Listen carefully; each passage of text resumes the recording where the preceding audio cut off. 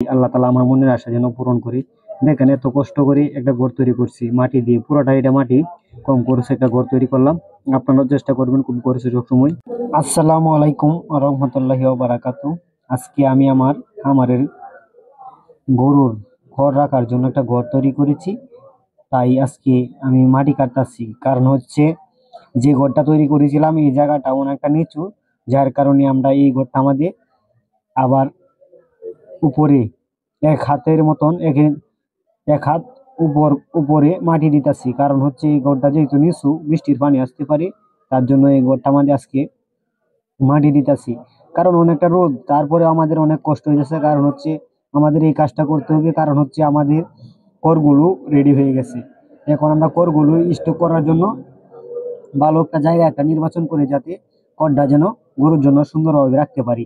তাই নিজেই কষ্টে যুদ্ধে নামলাম, কারণ হচ্ছে গরুর জন্য আমরা সবসময় চেষ্টা করি যে কম খরচে কিভাবে আমরা একটা ঘর তৈরি করতে পারি, যে ঘরে গরু রাখা যায় এবং কি করগুলা রাখা যায়।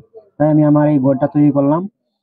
এই ঘরটা তৈরি করতে আমার বেশি টাকা খরচ হয় নাই, কারণ হচ্ছে আমার এই ঘরটা তৈরি করতে আমার প্রায় 25,000 টাকার মতন সর্বমোট খরচ হয়েছে। কারণ এটা কম খরচে সবগুলা বাঁশ বাঁশ দিয়ে ঘরটা তৈরি করছি। কারণ এটা তো ওয়ান টাইম, যে কোনো সময় এই ঘর আমরা তো এই গরুর ঘর রাখার জন্য তো ভালো কিছু ঘর তৈরি করতে প্রয়োজন নাই। তাই আমি এই ঘরটা কম খরচে তৈরি করলাম।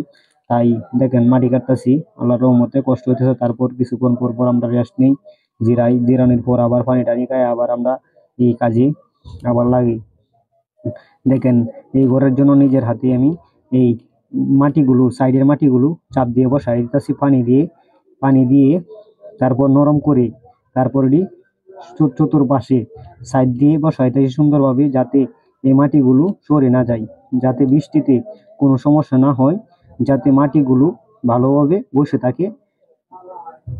তার জন্য আমি নিজের হাতেই এগুলা একবারে পানি দিয়ে নরম করলাম। নরম করার পর চতুর্পাশে এইভাবে বসাইতেছি। এটাই হচ্ছে গ্রামের বাস্তব জীবন। কষ্ট, কষ্টের পর আছে সফল। অবশ্যই আপনারা সবাই আমার জন্য দোয়া করবেন, যেন এই আল্লাহ তাআলা আমার মনের আশা যেন পূরণ করি। দেখেন এত কষ্ট করে একটা ঘর তৈরি করছি মাটি দিয়ে, পুরোটা এটা মাটি, কম খরচে একটা ঘর তৈরি করলাম। আপনারাও চেষ্টা করবেন কম খরচে সবসময় ঘর একটা কম খরচে যেন তৈরি করতে পারেন, যেন আপনার খাবার জীবন সুন্দর হয়, এবং যেন এখানে আপনি বেশি টাকা খরচ করার আপনার প্রয়োজন নাই।